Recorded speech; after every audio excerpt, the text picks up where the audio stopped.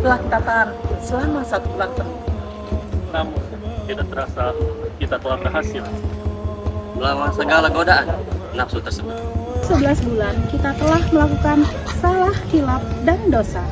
Namun, 1 bulan kita mencoba untuk menyucikan hati, jiwa, dan perbuatan kita. Bulan suci Ramadan telah mengajarkan kita untuk lebih cinta dan peduli terhadap sesama.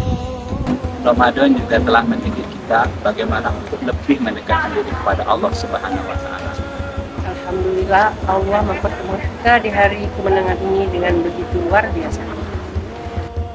Inilah saatnya kita kembali kepada anugerah sebagai manusia yang penuh dengan energi kebaikan. Di penghujung Ramadan yang kali ini, dengan segenap kerendahan hati, mohon dibukakan maaf bagi diri. Semoga segala amal ibadah kita di bulan Ramadan lalu diterima Allah Subhanahu wa Ta'ala. Serta kita berdoa agar kelak dipertemukan kembali dengan bulan Ramadan tahun depan. Amin. Mari kita rayakan momentum di Hari Fitri ini dengan penuh rasa kebersamaan dan kegembiraan. Kita rayakan dengan berbagi kebahagiaan sesama kita dan tak lupa pula saling bersilaturahmi serta bermaaf-maafan.